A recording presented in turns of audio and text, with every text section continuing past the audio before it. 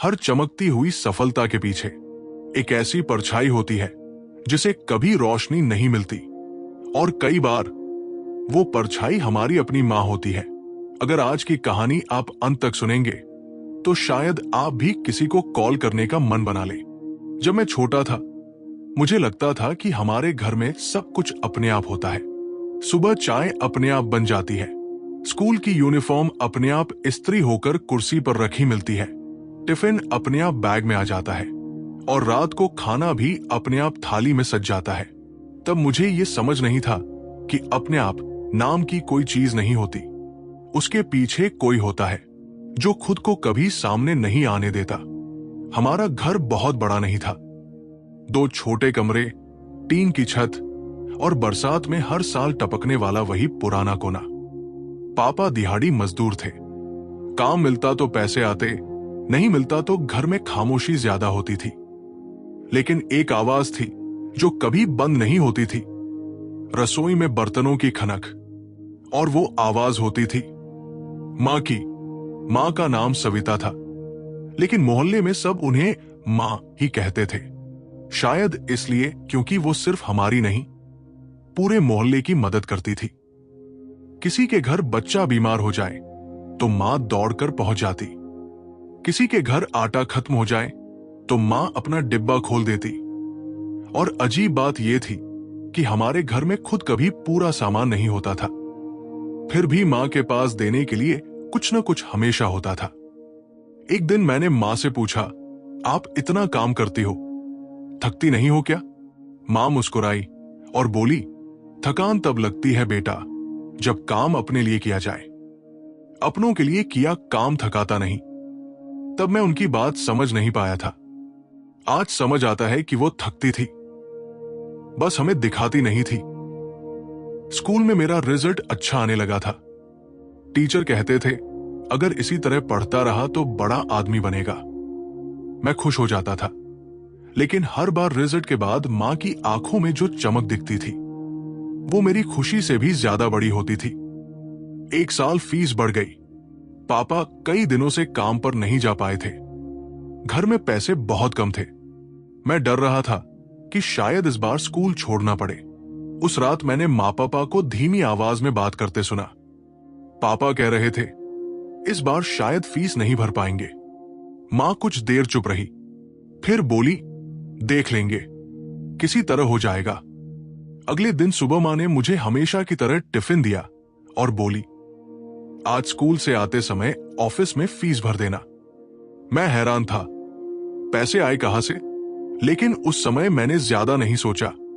कई साल बाद जब मैं कॉलेज में था तब पड़ोस की चाची ने बताया कि उस दिन मां ने अपनी शादी की पतली सी सोने की चेन बेच दी थी, और उन्होंने ये बात कभी घर में बताई भी नहीं। उस दिन मुझे पहली बार लगा कि मेरी किताबों के पन्ने इतने हल्के नहीं थे जितना मैं समझता था। उनके पीछे किसी का भारी त्याग छिपा था। समय बीतता गया, मैं कॉलेज पहुंच गया, पढ़ाई के साथ साथ पार्ट टाइम काम भी करने लगा ताकि घर का थोड़ा बोझ कम हो सके। लेकिन मां की आदत नहीं बदली। वो अब भी सुबह सबसे पहले उठती और रात सबसे बाद में सोती। कई बार मैं देखता कि उनके हाथों की उंगलियां सूज जाती थी, लेकिन वो कहती, कुछ नहीं, बस ठंड लग गई है। एक रात देर तक पढ़ते पढ़ते मुझे प्यास लगी। मैं पानी लेने रसोई में गया। वहां देखा मां चुपचाप बैठी थी, हाथों को दबा रही थी। उनके चेहरे पर दर्द साफ दिख रहा था। मुझे देखते ही उन्होंने हाथ छुपा लिए और बोली, सो जा बेटा, कल तेरी क्लास है। उस रात मुझे नींद नहीं आई। पहली बार लगा कि जिस इंसान को मैं सबसे मजबूत समझता था वो भी दर्द महसूस करता है। कॉलेज खत्म हुआ, मुझे शहर में नौकरी मिल गई। घर में पहली बार थोड़ी राहत आई। पापा की आंखों में गर्व था और मां की आंखों में संतोष।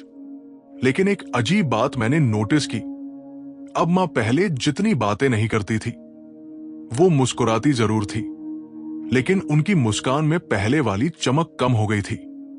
मैंने एक दिन पूछा, मां आप ठीक हो ना? उन्होंने हमेशा की तरह वही जवाब दिया, हाँ बेटा, मैं बिल्कुल ठीक हूं। लेकिन उस दिन मुझे उनकी आवाज में हल्की सी थकान सुनाई दी। कुछ महीनों बाद मुझे प्रमोशन मिला। ऑफिस में सबने पार्टी की। दोस्तों ने कहा, तू बहुत मेहनती है, इसलिए यहां तक पहुंचा है। मैं मुस्कुरा रहा था, लेकिन अचानक मेरे दिमाग में एक सवाल आया, क्या सच में मैं अकेला यहां तक पहुंचा हूं? उस रात मैं घर लौटा तो देखा मां रसोई में बैठी धीरे धीरे आटा गूंद रही थी। पहले वो ये काम बहुत तेजी से करती थी। मैंने उनके हाथ पकड़े और कहा, मां, अब आप आराम करो, मैं कर देता हूं।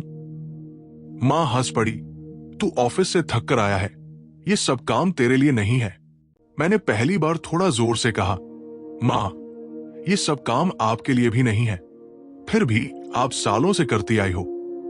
मां कुछ पल चुप रही, फिर धीमी आवाज में बोली, जब बच्चे छोटे होते हैं ना, तब मां सोचती है कि बस कुछ साल की बात है, फिर आदत बन जाती है। उनकी ये बात सुनकर मेरे अंदर कुछ टूट गया।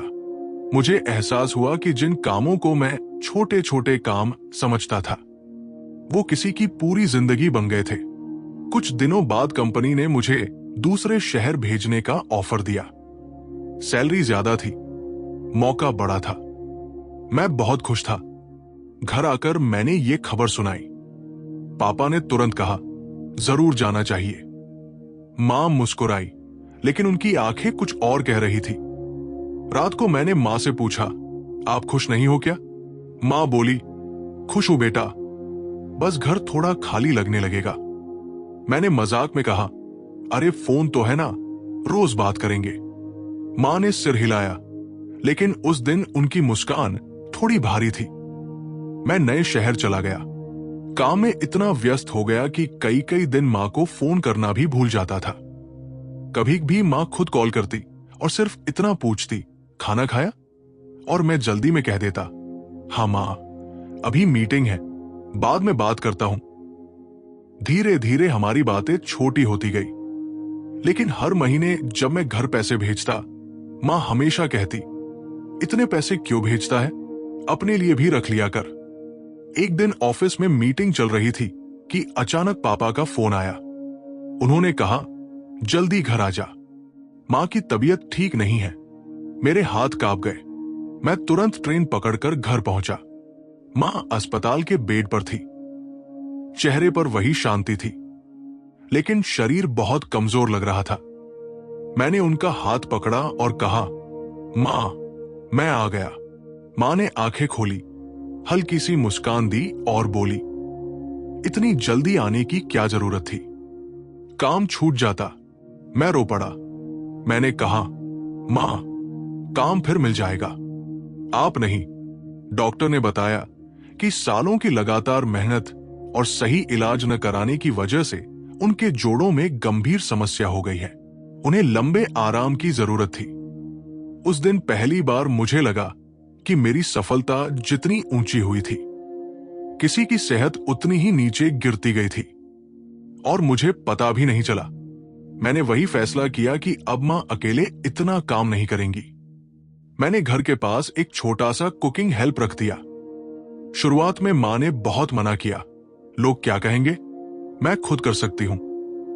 लेकिन मैंने कहा, लोग कुछ भी कहें, अब मुझे भी कुछ करने दो। धीरे धीरे मां ने काम कम करना शुरू किया। कुछ महीनों बाद उनकी तबीयत बेहतर होने लगी। एक शाम हम दोनों छत पर बैठे थे। हवा धीरे धीरे चल रही थी। मैंने मां से पूछा, मां, आपने अपने लिए क्या किया जिंदगी में? मां कुछ देर सोचती रही, फिर बोली, सच बताऊं, कभी सोचा ही नहीं। पहले तेरे दादा दादी, फिर तू, बस जिंदगी निकल गई। मैंने पूछा, अगर मौका मिले तो अब क्या करना चाहोगी? मां मुस्कुराई, मैं पढ़ना चाहती थी। 10वीं के बाद पढ़ाई छूट गई थी। अगले ही हफ्ते मैंने पास के एक ओपन स्कूल में उनका फॉर्म भरवा दिया। शुरू शुरू में मां हिचकिचाई, इस उम्र में पढ़ाई कैसी लगेगी? लेकिन जब उन्होंने पहली बार अपनी कॉपी में अपना नाम साफ साफ लिखा, तो उनके चेहरे पर जो खुशी थी, वो मैंने पहले कभी नहीं देखी थी। धीरे धीरे घर का माहौल बदलने लगा। अब शाम को मैं ऑफिस से लौटता तो माँ किताब लेकर बैठी मिलती। कई बार वो मुझसे सवाल पूछती और हम दोनों हंसते हुए पढ़ते थे। पापा भी मजाक करते। अब घर में 2-2 स्टूडेंट हो गए हैं। 1 साल बाद माँ ने परीक्षा पास कर ली। उस दिन उन्होंने मुझे गले लगाकर कहा, आज ऐसा लग रहा है जैसे मैंने भी कुछ हासिल किया है। मैंने मुस्कुराकर कहा, माँ, आपने तो बहुत पहले सब हासिल कर लिया था, बस आज दुनिया को पता चला है। आज जब मैं अपनी जिंदगी की तरफ देखता हूं तो समझ आता है कि मेरी हर उपलब्धि के पीछे सिर्फ मेरी मेहनत नहीं थी। वो अनगिनत सुबह थी जब माँ ने खुद की नींद छोड़कर मुझे जगाया। वो अनगिनत रातें थी जब उन्होंने खुद भूखा रहकर मेरा टिफिन भरा। वो अनगिनत सपने थे जो उन्होंने अपने दिल में दबा दिए ताकि मेरे सपनों को जगह मिल सके।